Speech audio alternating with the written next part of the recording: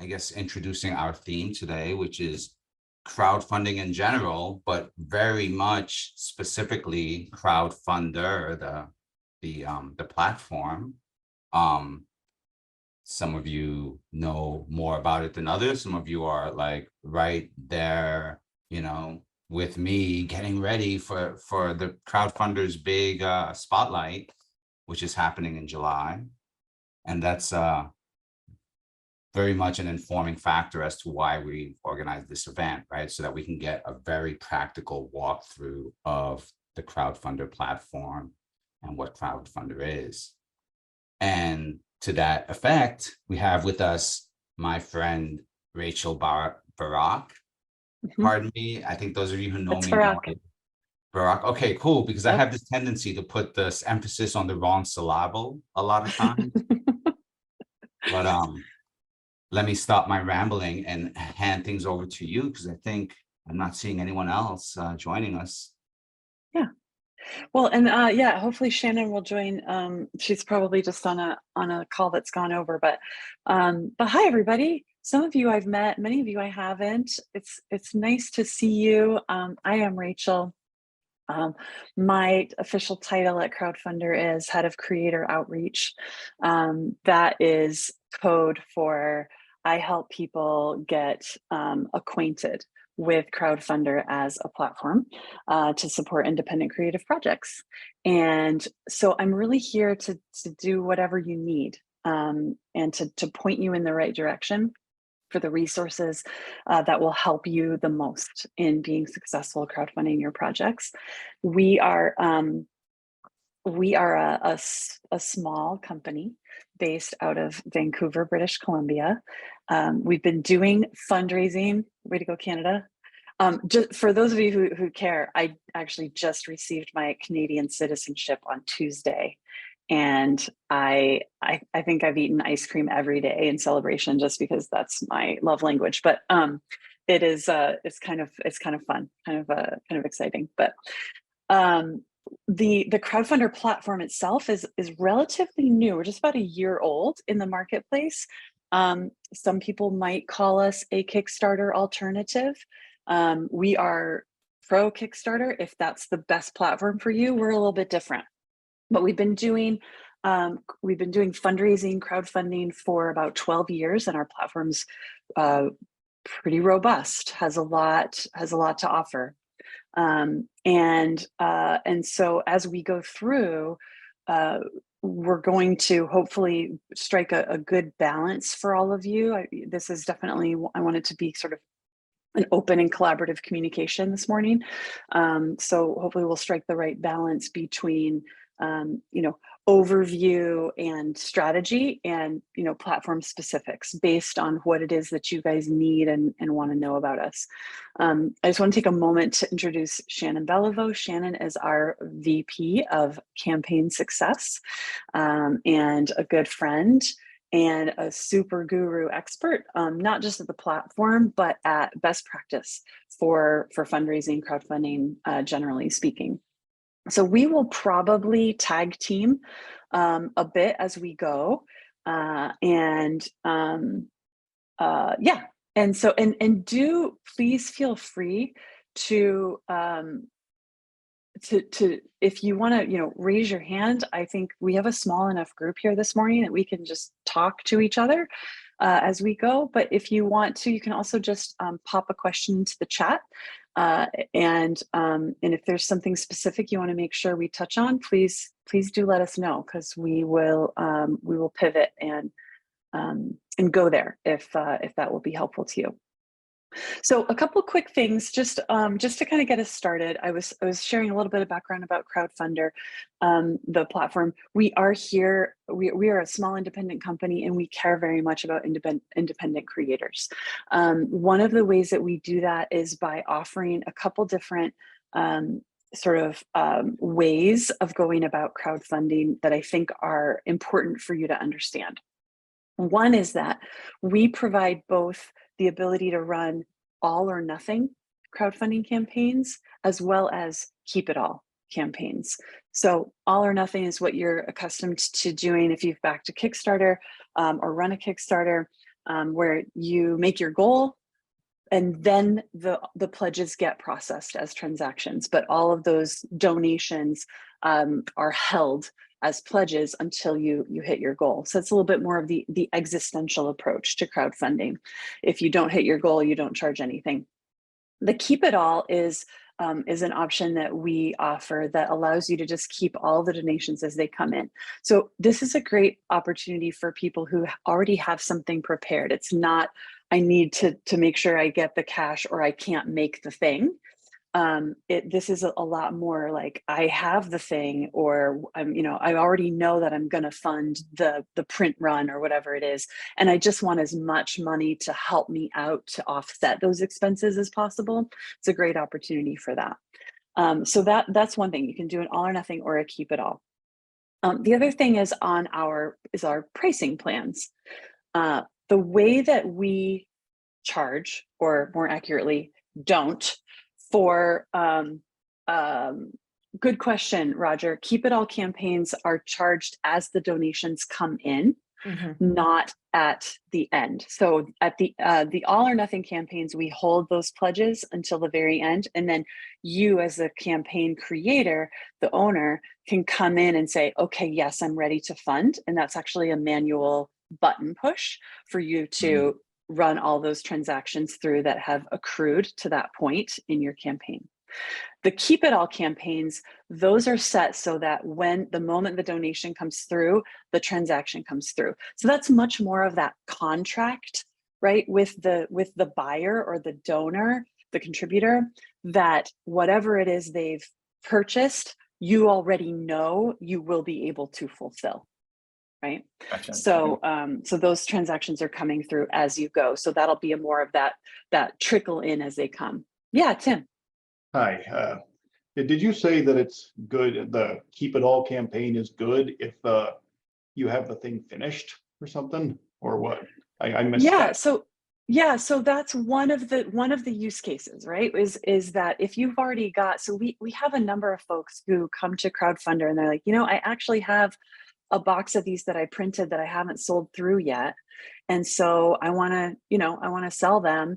A Keep It All campaign is a fantastic way to do that, because you just want to ship out as many as you sell because you've already got them printed. So that's just one of the use cases. And that's why, oops, sorry, Rachel. And that's why a lot of people will use like a storefront idea where they will just have all their old, like if they have comics, books, music, whatever they have, they can have as a storefront or add as an additional reward to their first campaign that they're putting up too. And then the other one I was going to say was, if you maybe you're making a book, but it's not done yet, but you already know you have other sources of funding that you're going to use to support it, and for sure you are going to go ahead and have it illustrated, printed, whatever it is the next step for you. If you already know that that's true, then a Keep It All campaign might be good, because you just want to help offset those expenses. You were already going to put in whatever you were going to put in, but if you can make another $1,000, gosh, that would really help, right? So you'll just take as much as will come. So that's another good use case for that. So yeah, before I move on, are there any other questions about Keep It All versus all or nothing? Because again, there are lots of decision points, right, in the course of setting up a crowdfunding campaign. And that's just one of the early ones. When you're setting a campaign up on Crowdfundr, you want to decide. It is possible before you launch to change your mind. You'll have to be in touch with us to do that. But that's one of the first questions we ask. So I like to make sure you've had a chance to think that through before you get started. And the good thing is that's the only thing that you would have to reach out for us. If you've changed your mind on the pricing plan, if you changed your mind on a color on the background, if you change your mind on anything else, you just go to town and edit, edit for days. Like I always say, this platform is great for somebody who's like, I don't know if I can make that final decision today, but I want to keep it there for now. You can know that you can go back and edit it. Even after the campaign's launched. Even after the campaign's launched, yes. Yeah. Bonnie. So when Kickstarter does this, I don't know it that well, but I know that they have like a limited time span for that money, right? So as well as you must get it. How does the time span work with Great Crowdfundr? question. Excellent question. Thank you for asking. So on an all or nothing campaign, again, very similar to the experience that you have with Kickstarter, you have to have a deadline for the campaign. And so you'll set that deadline in the campaign admin, and that's your deadline. And so then, messages on the campaign page will show up in accordance with that, only 1 week left, only 24 hours left, et cetera. And that deadline can be a great psychological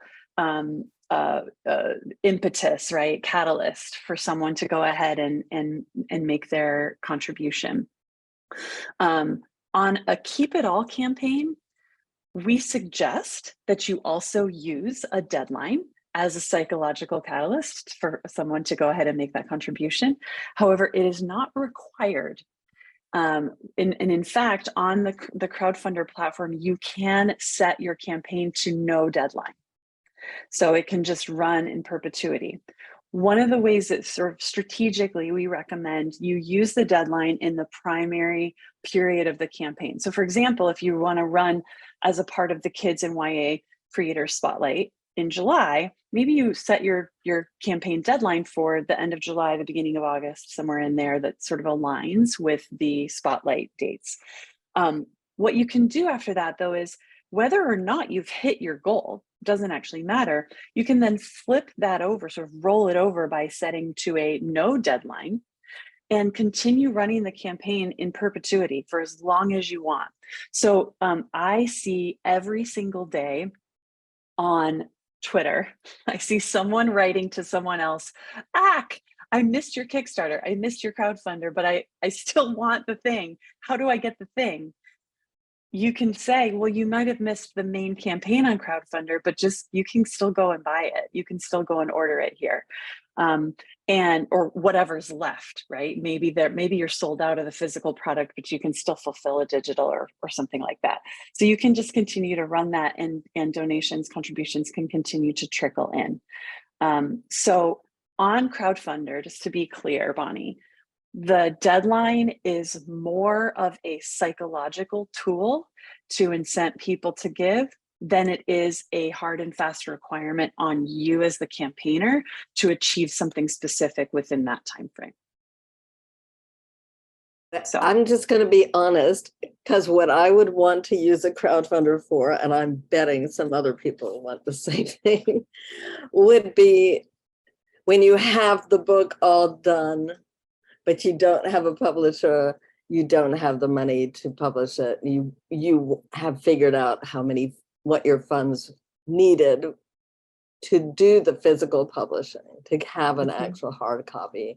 And that's why we would want to have a crowdfund to get the money for that, which I know falls into this category. You want to keep that contract. I've had people not keep that contract on Kickstarter, and luckily I didn't give them that much money, but it changes your feeling. You don't want to change your feeling from your potential buyers, to Yeah, I think I think that's something that I think is really important, Bonnie. So I appreciate it. It is that contract with the buyer. When you run a Keep It All campaign, it feels to the contributor more like an e-commerce storefront experience, right? Like it's a little bit more like I'm just buying. I might be pre-ordering it, right? But I'm still just buying a product. And so I do expect it to be fulfilled. When I'm in an all or nothing campaign, I am much more of a participant as a contributor in whether or not this project gets brought to life. And so it's a slightly different psychology to it, right? From a contributor's perspective. And so you want to put yourself in the shoes of the buyer in terms of understanding what is it that, what is that they are expecting, and what is it what kind of interaction do you really want to have with them? Do you want them to feel like co-creators of the project, or do you just want them to buy the thing that you made and or are going to make? And I think those are some of the considerations you can factor in when you're deciding what kind of campaign to run. Right, okay, so there's a storefront. So yeah, so Roger, like hearing more about the storefront campaign, do you have other specific questions about how that might work, or? I mean, the example that Patrick just showed, that looks helpful. I also wanted to show you, like, I just changed it into, I'm just doing a preview layout here. So this is sort of like the story would be up above, and this is like the storefront layout, right? So it's all going to be laid out exactly like this. Okay. Like a Shopify or something like that, where they're like, oh, and then they could click on order this product. And then when they're going through the checkout flow, then they can go, wait a second, I forgot, I wanted to get this one and this one. And then sort of like, you know, just keep adding to their checkout. Okay. Yeah. And I've seen that I've seen you show, or someone showed me the like the checkout thing. That makes sense. But I was just curious how the campaign paired with the, like, you can also add it as rewards, right? In your campaign. Absolutely. Or like Yes. Okay. Yeah. But And one of the things, oh, go ahead. But one of the things Rachel, that's different. oh, go ahead, sorry. Sorry. One of the things that's different about Crowdfundr too is like you can, instead of having, or from my understanding, is instead of having like tiers of, you know, offerings, you can also just like select multiples. Is that thing, or is that, did I make? Yeah, no, you've got that exactly right, Roger. It's really, you get to decide how you want to use the rewards. So you can use it like as a way for an individual contributor to create their own tier by selecting individual rewards. So you know, and I think Lex has a good example here where you know, he's got the sketch card, the ebook, the physical book, etc. So as a contributor, I can come in and say, well, I want 3 of these things, or I only want 1 of these things, or whatever. Alternatively, if you want to use more of a tiered approach, then each individual reward could be a tier. So you can say, reward number 1 is just the digital PDF. Reward number 2 is the PDF plus the physical copy. Reward number 3 is, and so on, and set your the donation amounts that go with each of those accordingly. So you can use it either way, but one of the things that people do enjoy about it is the ability for each individual item to live on its own, and for the individual contributor to say, this is the level at which I want to donate, by putting together their own packages. Yeah, Tim. Sorry, I'm just trying to figure this out right now. This is a crowdfunder page, right? And Yes. these are pledges, and with rewards. Is this a pledge with a reward? Yeah. Yeah, this particular campaign is set up right now, I believe, as a keep it all. Yes. So as a keep it all campaign, each one of these things is theoretically already, you know, ready to go, or, you know, guaranteed to be created. And so, yes, each one of those is a reward. One of the things that particular layout that Shannon is showing doesn't look like the traditional crowdfunding page layout that you might be accustomed to, right? And so, Shannon, you want to go back to, because Lex actually has it currently set as a standard layout. Standard, so yeah, I can just, yeah, I'll just go back cancel to and that. I will go back to, this is what it looks like. So this is kind of the more standard crowdfunding page layout that you might recognize. And one of the things that Crowdfundr offers is the ability to change that layout at any time, even while the campaign is live.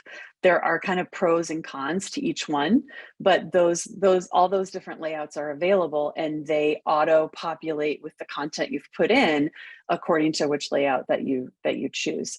The standard layout typically is sort of, that's the most common one. That's sort of the standard that keeps the box at the top that shows how you're progressing against your funding goal.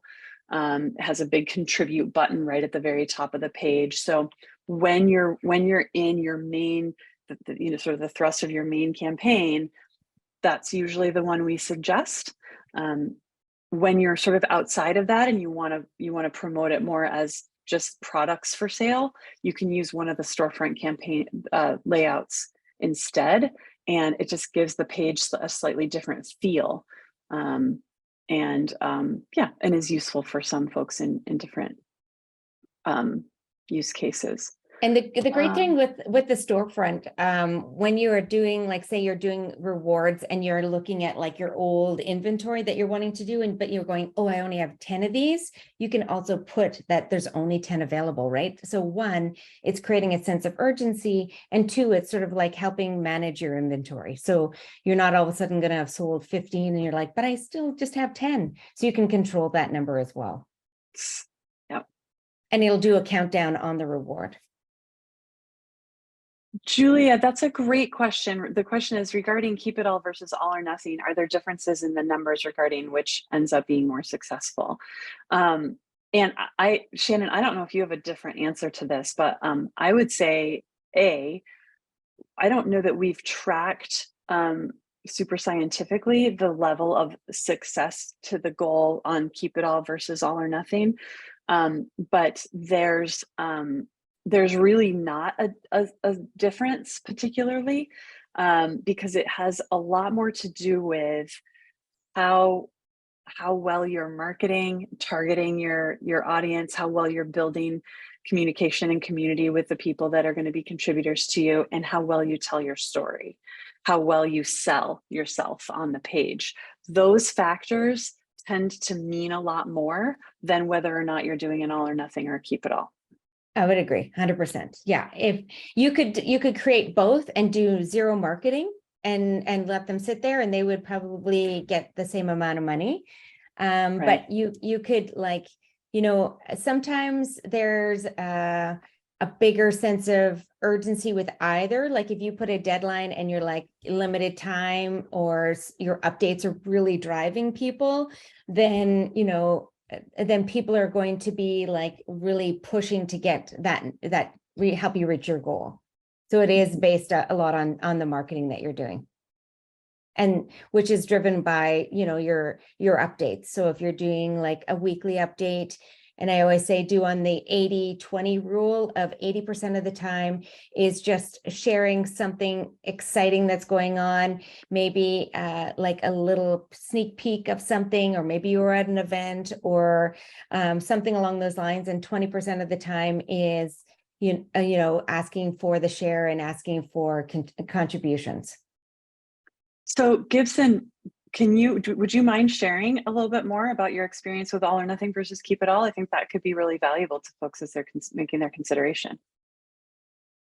I'm not sure what specifically would help, but we've done a lot of crowdfunding on Indiegogo. I haven't experienced Crowdfundr yet. I'm curious about it, but it is. I think you explained it pretty well. It's, if you need a lot of money to do a specific thing, and you don't have that money, it's a great way to get that money if you have an audience that's going to come out for you.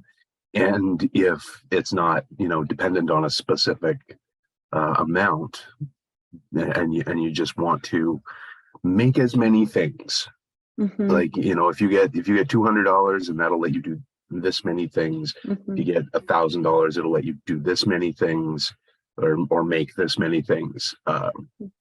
Those are, it's really good to have that kind of ability to choose. If there's any specific questions anybody has about my own experience, I can answer it, but I won't take up too much of your time. One of the next things I wanted to just touch on for folks, especially, the Crowdfundr curious, was our pricing models, which are a little bit different than kind of the marketplace. So so we can always come back to these, and feel free to keep popping questions and whatnot into the chat. But I will move on here quickly to the next piece, which is this. I'm going to share this screen just because I think it can be helpful for folks that, especially those of you that have crowdfunded before, but not used a tipping model or a fee recovery model. So the cost of fundraising on the internet, I think everybody kind of knows the basic, entry fee is your credit card processing costs. So you've got your transaction fees. I'm going to use, for the sake of this quick conversation, around 3.5% is what you're going to pay in credit card processing fees when you're raising money on the internet. We do offer, I think a lovely, robust, wonderful platform. We do want to pay our people a living wage. So we do need to get paid in some way, shape, or form for the service that we're providing. There are three, but one of the things that we want to do is empower you to decide how we get paid. So we offer a not free, and I usually start with this one because this is kind of the industry standard. On Kickstarter, I think you'll pay, somewhere between 8 and 10% off the top of your funding goal in fees related to the Kickstarter platform, to your credit card processing, et cetera. And so this is sort of that by way of comparison. You can choose this. If you don't want to ask your supporters as they come through the transaction checkout flow for any additional money to cover your costs, this is the one for you. If you don't mind asking your contributors to contribute a little more to help maximize the impact of their contribution, then you want to choose from our Simply Free or our Nearly Free plans. The Simply Free plan is a very low risk. It's the lowest risk plan. Simply Free is, we ask at the end of the transaction for your supporter to give us a tip, us, Crowdfundr, the platform, a tip. If they tip us, we get paid. If they don't, we don't. And what we know is that a little over 70% of your contributors will tip us, and we get paid, and everyone's happy. And it's completely free. The platform, there's no cost to you. You are only on the hook for your credit card processing fees. The way that works on the back end, by the way, is you connect your Stripe and or PayPal account directly to the back end of Crowdfundr, and the donations flow through to your banking accounts. We do not touch the money at any point in time. We don't hold the funds in reserve. We don't gatekeep that piece of it in any way, shape, or form. We are simply facilitating the transaction between you and your supporter.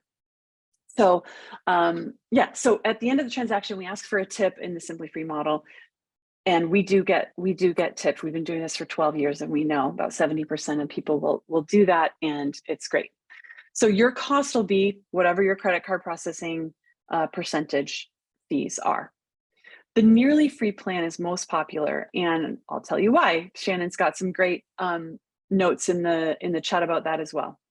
At the end of the transaction checkout flow, the supporters asked to cover off on all the fees. And there's a little note, again, the tip is optional, so is the fee recovery. When we ask the supporter for a tip at the end, what we're asking for is that full 8.5%. Again, assuming that 3.5% is your credit card processing. That fee recovery, then it's a little bit like sales tax, right? And what we know is that somewhere between 95 and 100% of your supporters will top up their donation to cover off on those fees and maximize the impact.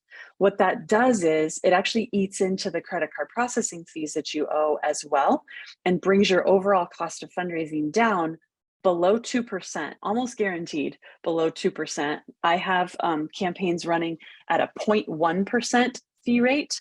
I have campaigns running at 1.5% fee rate.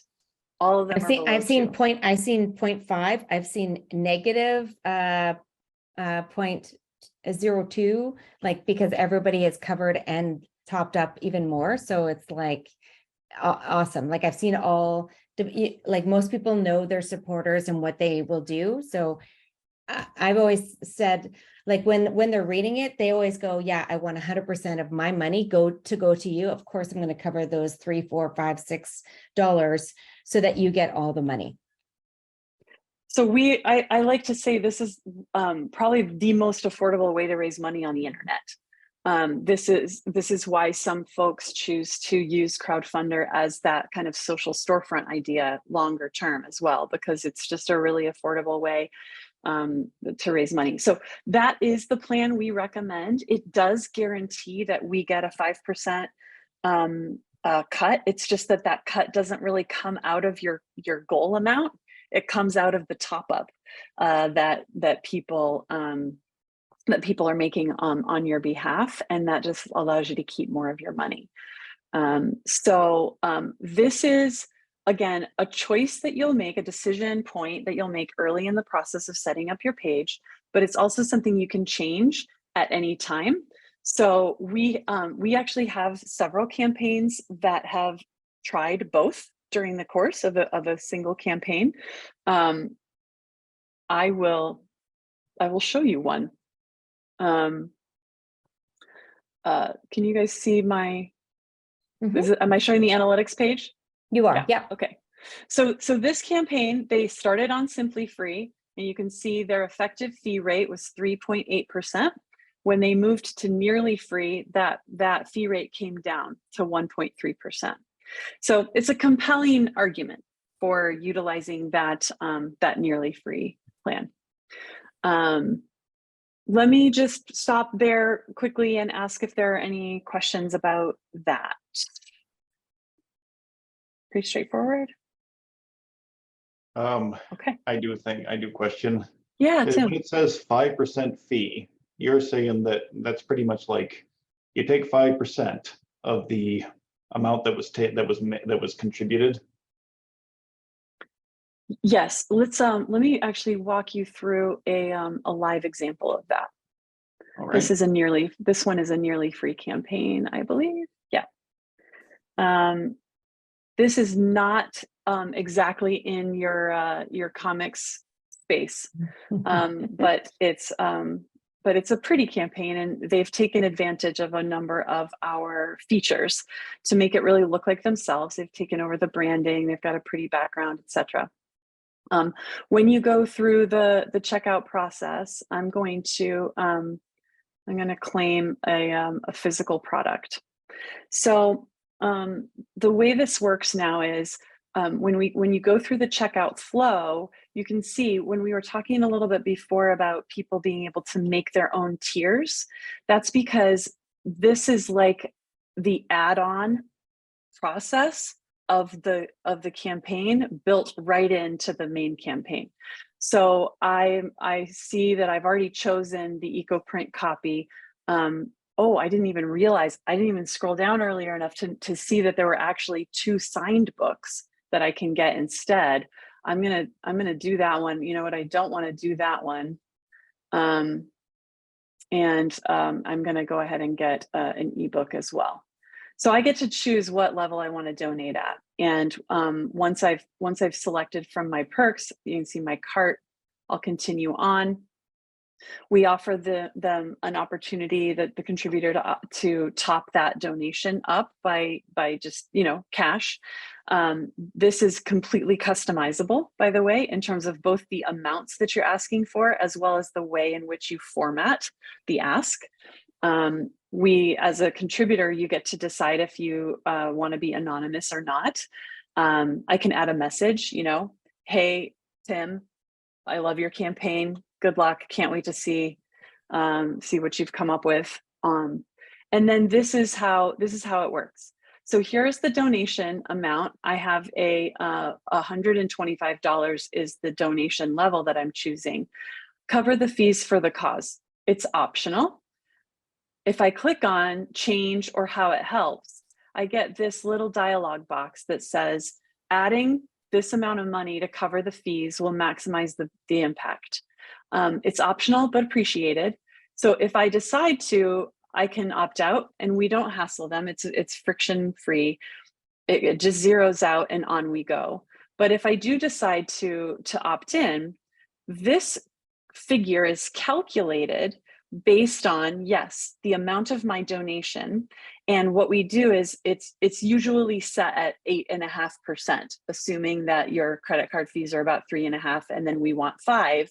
So that 8.5% then just gets added on. Like I said, it looks like sales tax, doesn't it? Yeah. And it's actually, in some places that's the cheapest sales tax you'll pay. And so that's, kind of a no-brainer. So of course I'm going to go ahead and add that.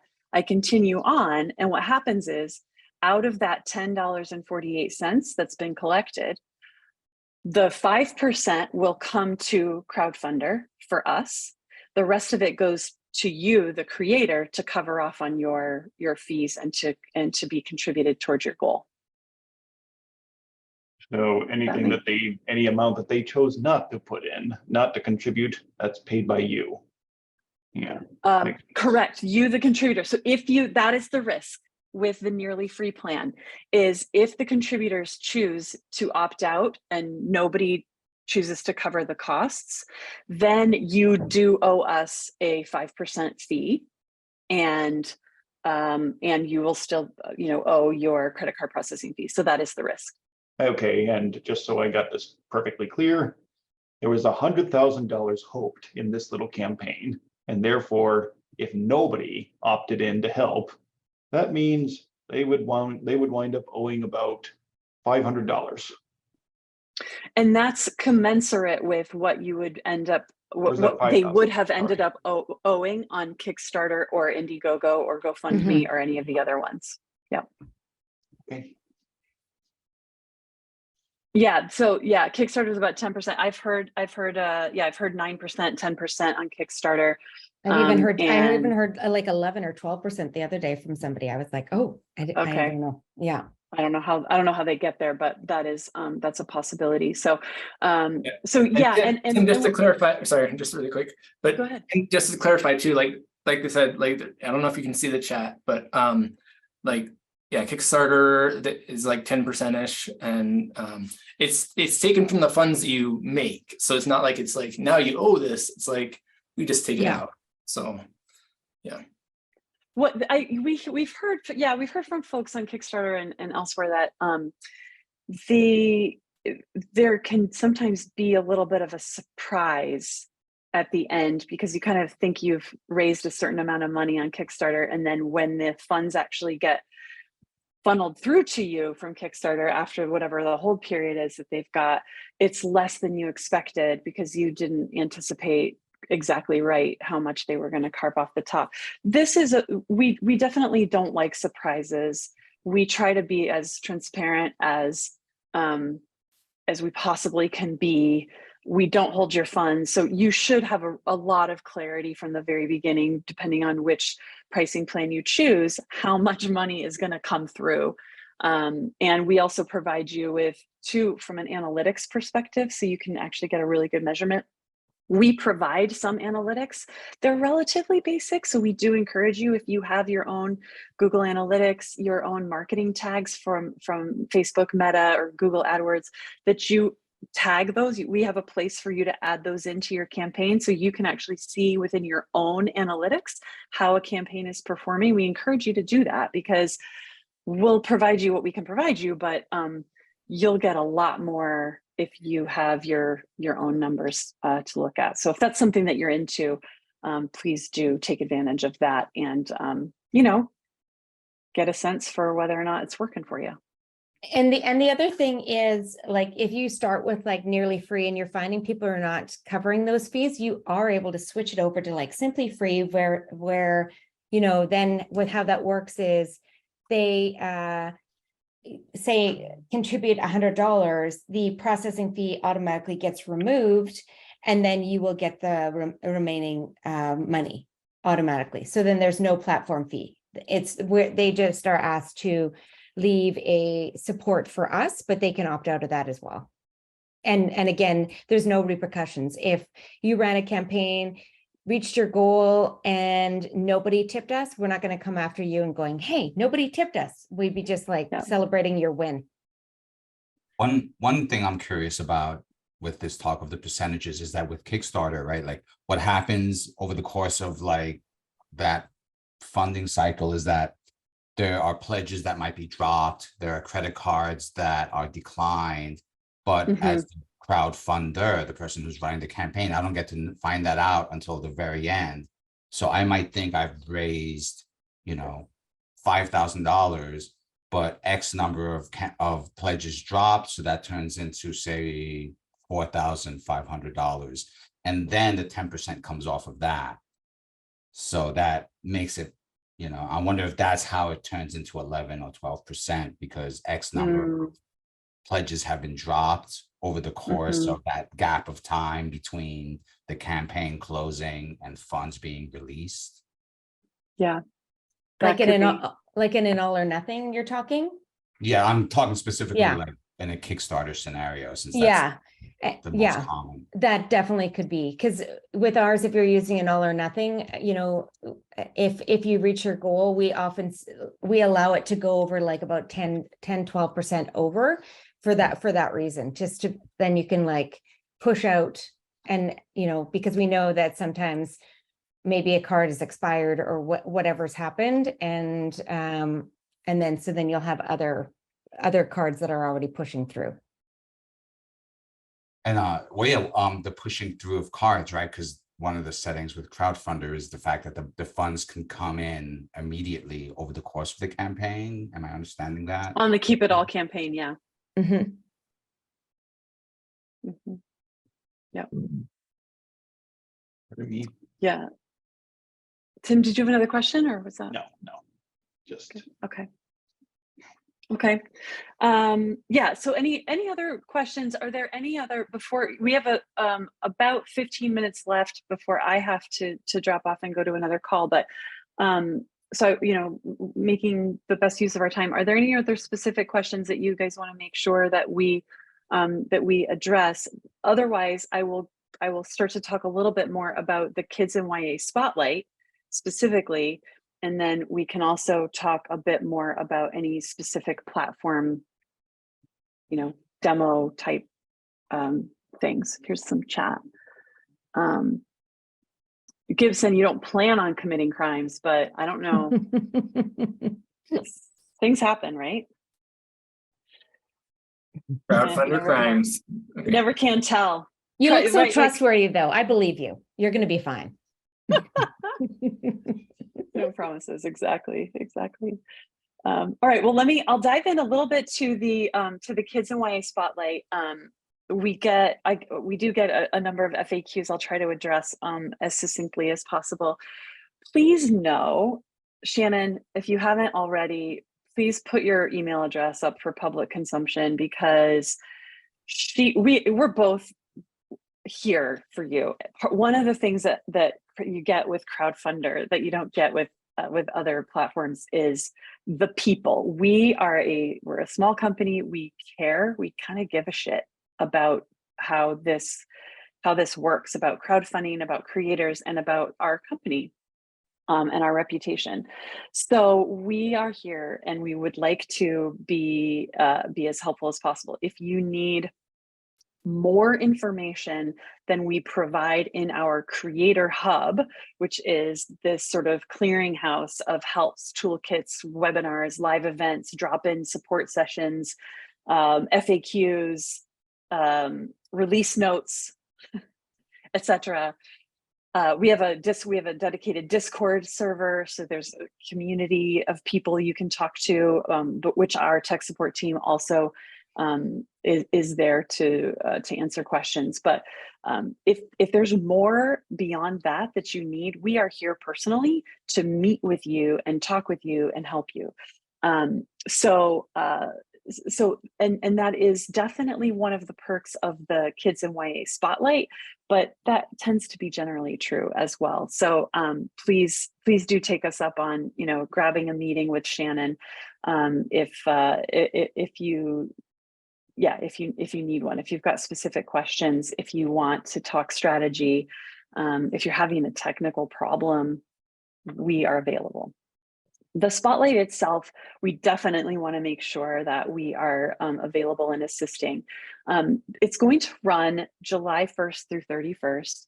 And what it is really at its core is just an opportunity for Crowdfundr to come alongside and target our own marketing and communications and promotional activities toward a specific target audience that we hope will amplify, will augment the marketing and promotion that you would already be doing and should already be doing in support of your crowdfunding campaign. So, it gives us the opportunity to kind of funnel in and be more effective in targeting a specific target audience. And so this spotlight is really, it's a family friendly, it's for any creator that is focused on providing a service to a service or a product, content for kids and families. We have comics creators, we have kids TTRPGs, we have a theater company coming on board. We have musicians.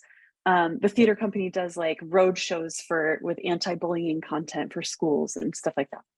We have some products, plushies and things like that. So it really, the kind of content or experience that you're creating doesn't matter as much as the focus being on parents of kids and young adults, and certainly in the YA category, the young adults themselves to a certain extent. So that's the area of focus. We choose the dates in order to sort of optimize our marketing during that period of time.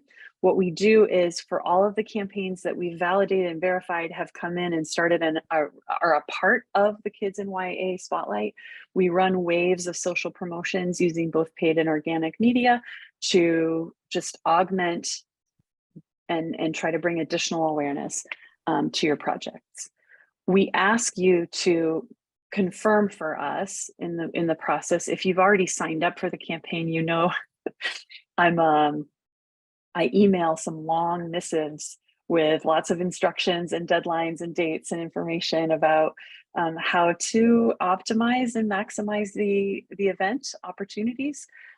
We ask you to fill out a survey to confirm that you are in fact going to run a campaign. What's your URL? What are your social handles? Because we want to tag each other. We want to boost each other socially. When we're hitting your project, you can boost it. When you're hitting your project, we can boost it, and cooperate as much as possible. We have a dedicated channel on our Discord server for Kids in YA Spotlight, because we also want you to connect and support each other. These conversations we've been having with people over the course of time, we've had several group, webinar kind of opportunities, and the conversations that end up bubbling up between you all as creators are really, really gratifying and fulfilling for me to see, because all boats rise. So you find people that are doing what you're doing, and you can help each other out. You can help boost each other's projects, and everyone grows. I will tell you again, we're very transparent. Crowdfundr doesn't have such a huge marketing presence that our marketing and promotion will make or break, will be the determining factor in whether or not you achieve your goal. You achieving your goal is still down to what kind of audience have you been cultivating? What kind of marketing are you doing? How well are you telling your story? Those are still the key elements of a successful campaign. But we do hope to be able to bring alongside, some additional support, some growth to your audience, and by bringing everybody together for all boats to rise with the concurrent efforts of everyone associated with the spotlight. Shannon, do you have any additions to that in terms of things that I may have forgotten to add? We have great partners that are a part of the spotlight as well. I failed to mention Kids Comics Unite, Storytelling Collective, TTRPG Kids, Global Comics, Drive Through RPG, and there might be one more, but there are great partners who are also going to participate with us in trying to elevate the visibility of these projects and the event, generally speaking. Rachel, is there a certain one way you want them to hashtag for the YA, or? Great question. Can I get that back to you? I'm sure Dina actually has a hashtag that she's just, so our social media manager specific to this spotlight event, her name is Dina, and you may have or will be hearing from her in the course of the spotlight.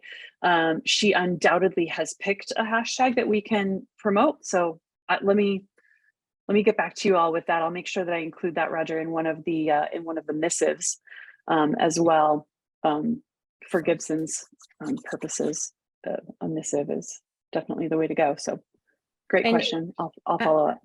Yeah, that age group would be totally great. Like, to be clear, there is no specific. We haven't set any hard parameters around an age limit. I think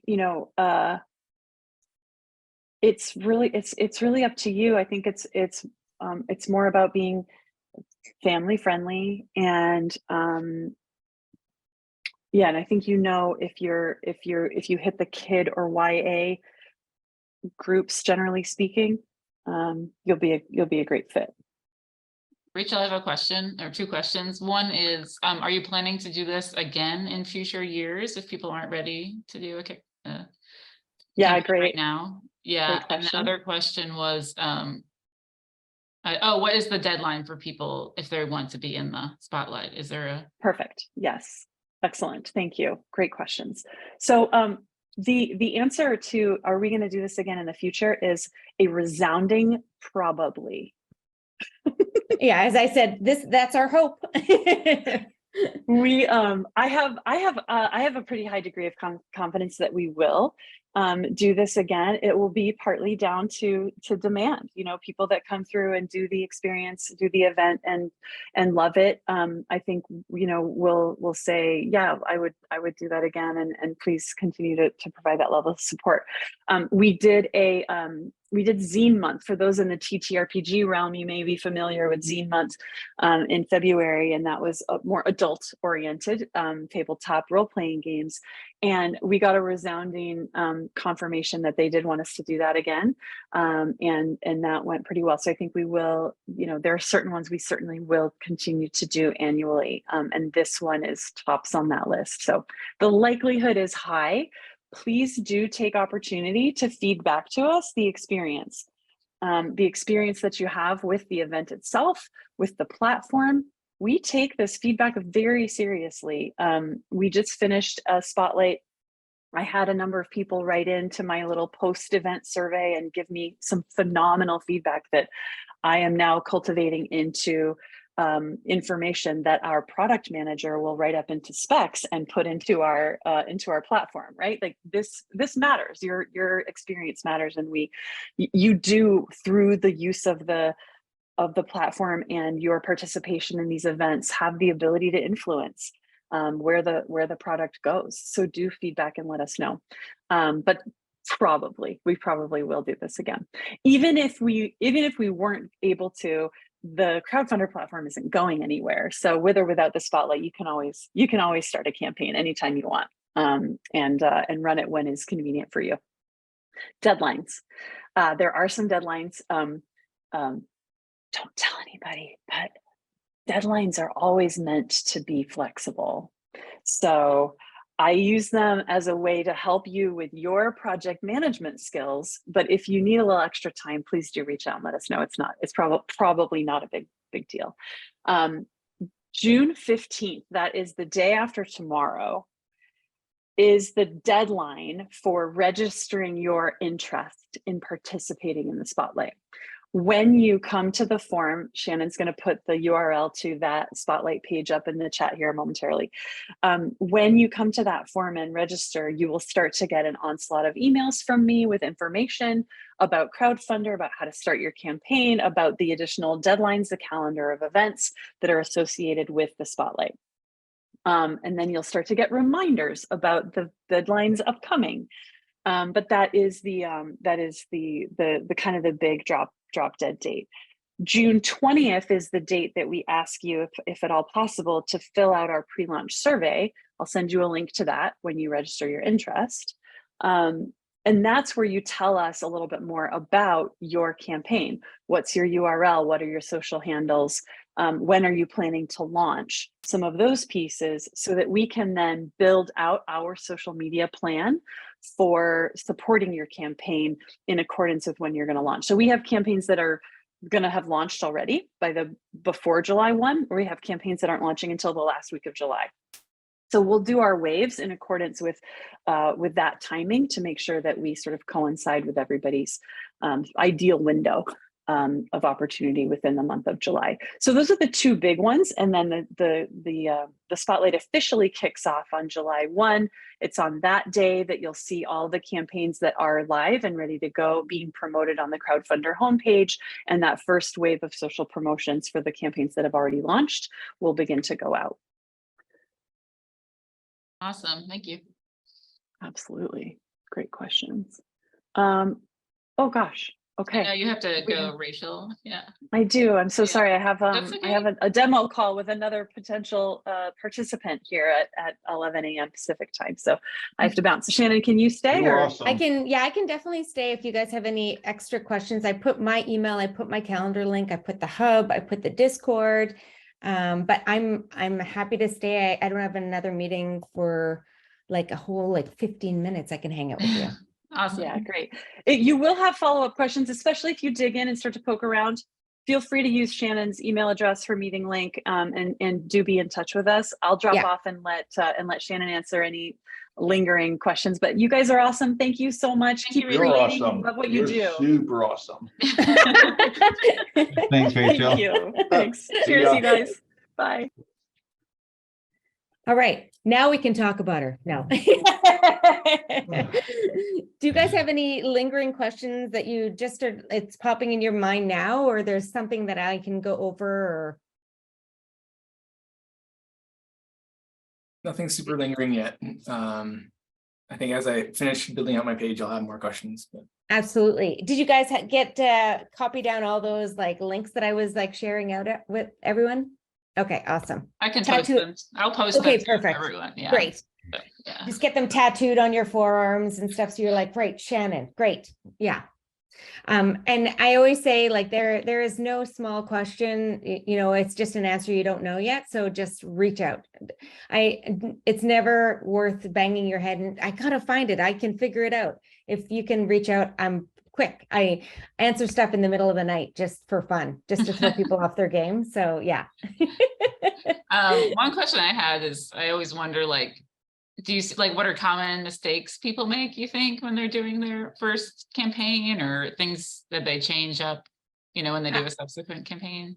I would say, the biggest common mistake is not sharing it out with anybody, and also not really, if you are trying to really, get people excited, I always say that story is the heart, right?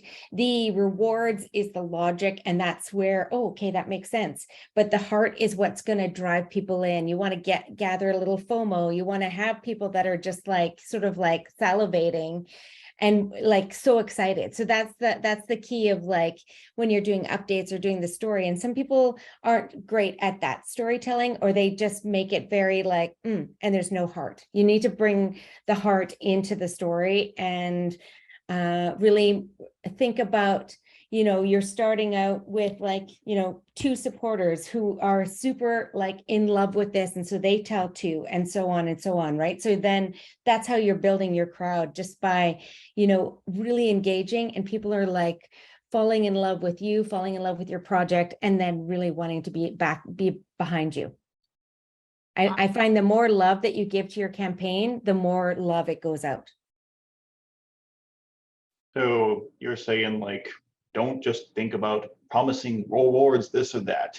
It's got to be something from the heart, something you feel you need to share. Exactly. Yeah. Yeah. And say and why. Yeah. Yeah. And that's why I say 80-20, because no matter what, we've all known that person that works or is doing that side hustle of a pyramid, whatever, Amway or whatever it is, right? And so every time you see that person, you're like, oh, I know what they're going to ask me, right? They don't ask me. They might be like, oh, hey, how's it going? Oh, blah, blah, blah. I really don't care about that answer, but hey, did you think about, did you read my email? Did you do this? Did you plan a party or whatever? So that's why I say, I don't want people to ever go, I don't care about this anymore. The 80, like if you're at an event or you've just maybe just created a picture and you, or like somebody's done a song and I said, do 10 minutes just to like, or like they were doing like a movie where you do 10 seconds of the trailer. And so you're just like at the edge of your seat going, what happens next? What's going on? And right. And then people are like, okay, I've got to tune in. I've got to keep, in order to see more, you need to do this and keep sort of like pulling them along because they're excited. So that's why I'm like, you know, people fall in love with people who are, they really can get behind and believe in. And I find those ones are truly the most successful because you will get your crowd for life who are now your biggest allies and going to be telling everybody about you. Yeah, and there's probably about 120 now that are registered and interested. Not all 120, of course, might not get their campaign up and running, but I say whether there's like, you could like, you know, if you're like, I won't have something done by the 15th, but I'm going to have something done by, you know, the 30th of June. And, you know, I probably have pull that I could get you in on, like, if yours is not up till like the 12th of July, just as long as you know, have your social media handles, give me the link, we can add you on. We're never going to go, nope. I said, like, I want to be inclusive and build everybody up. So that's, you know, reach out. If you end up going, okay, well, I'm not going to do something till September, I'm still going to help you out. I'm still not going to go, oh, well, no spotlight for you. I will, it'll be, you know, a spotlight on your campaign just to make sure that when you launch it, it has like everything that is going to sort of make it pop. Shannon, it seems like the storefront setup has the potential, regardless of like if you have something ready to crowdfund over the course of your life specifically, right? If you're a kidlit creator, yep, why not get your stuff in there? 100% easy, quick campaign to create, right? Because you can do the social storefront or just the storefront. The social storefront has that share bar. It has more of the story that you're putting and then everything that's in your inventory. The other one, you don't have to add all that stuff, but there's not the share bar, but there is the entire, like, you can have all your inventory. But yeah, you could get that up right away. If you are turning around and you're like, you have like different boxes of stuff that you're like, oh my goodness, yeah, I have like 30 of these, I have 20 of these. Of course, yes, I can, like, you know, put those all up and then just create that storefront. And then if you're like, I'm still working on this other project, then still, that's the other great thing is the one thing that I love is if you create an organization on our platform, under the organization, all your campaigns can live, right? So when you're looking at this big organization, when Rachel was showing about that one where they had flowers in the background and they could put their own, here, I'll just show you this one that I'm looking at real quick. Okay, so this is, so when you're looking here, like where it says the Bloom Group, this is an organization, and you're like, I'm not a business. Well, you're selling things that your business could be your name, right?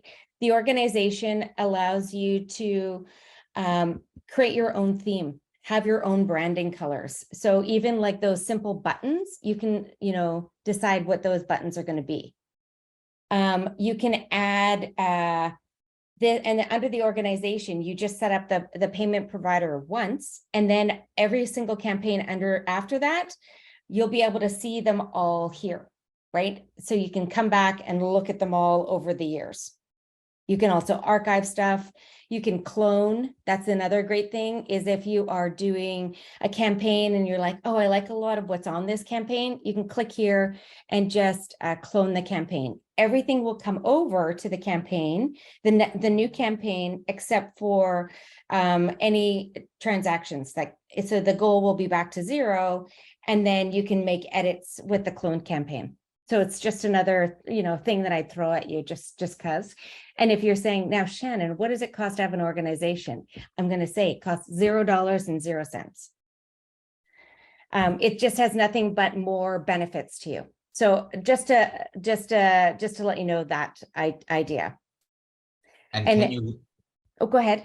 can you clone like your rewards? Like once you set up that storefront and say, okay, Yep. I want, I'm gonna do my picture book this summer, but I happen to have these old zines that I'm just gonna offer as reward, Yep. Online store style.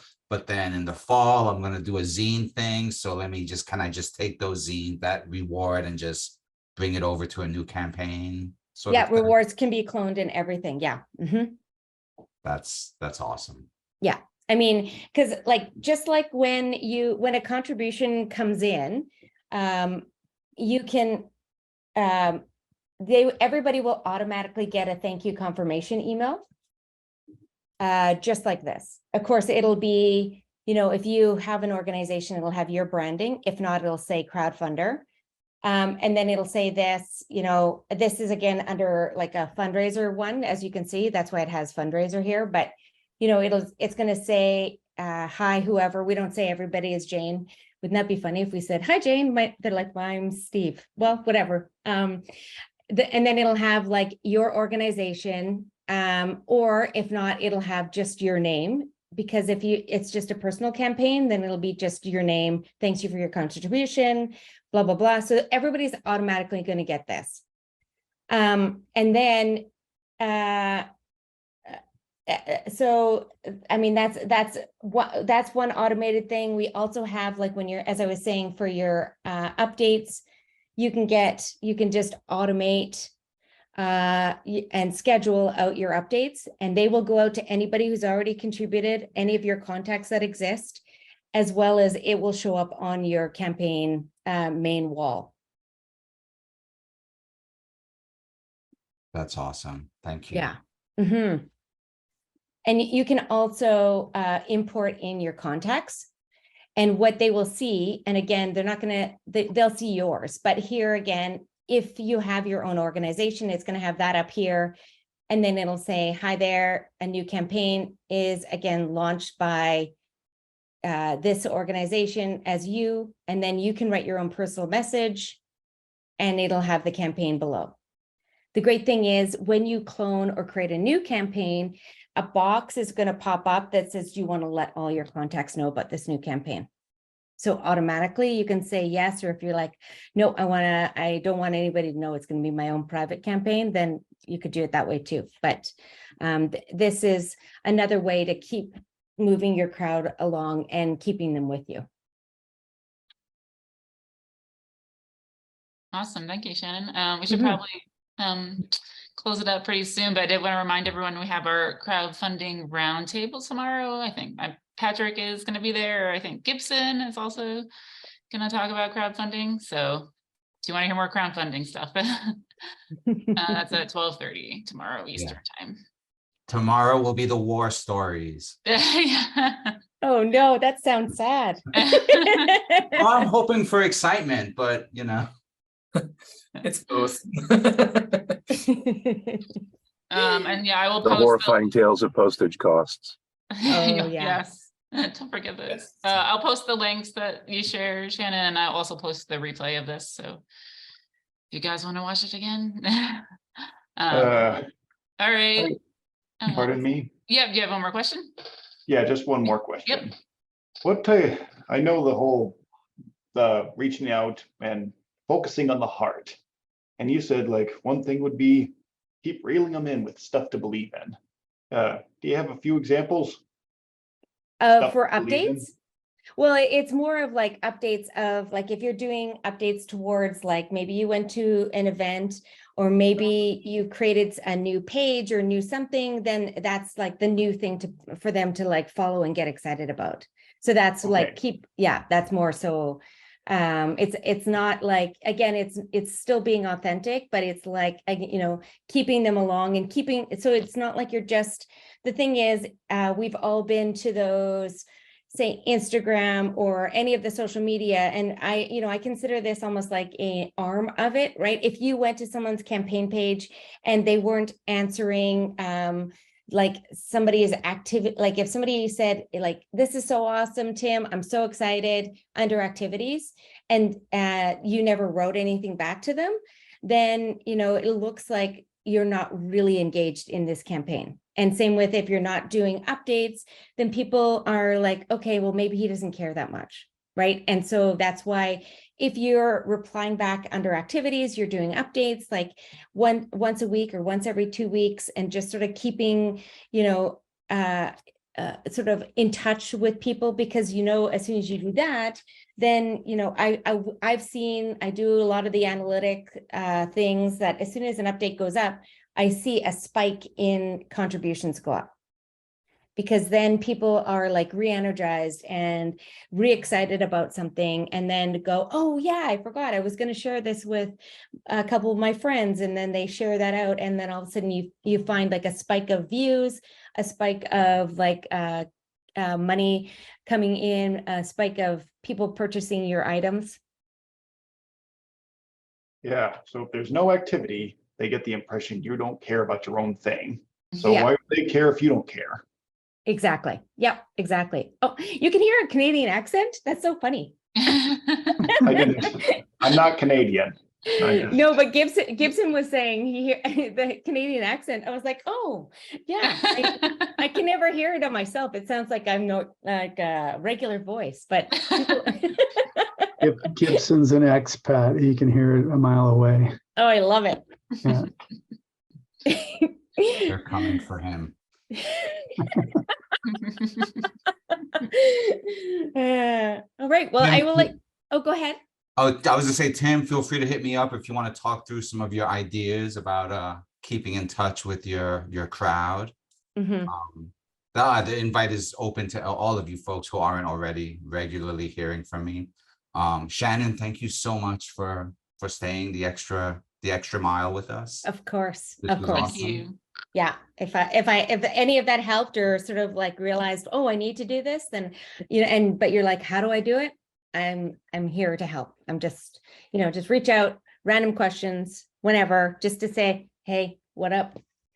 Oh, I've got a bunch of random questions. So Right. Yeah. It's gonna be fun. Just lean back in the chair and start typing. I know, how many licks does it take to get to the typical center of the Tootsie Why Pop? is the sky so blue? Yeah. All right. Thanks, guys. Thank you all. Bye. See you tomorrow. Bye. Thanks so much. Take care. Bye.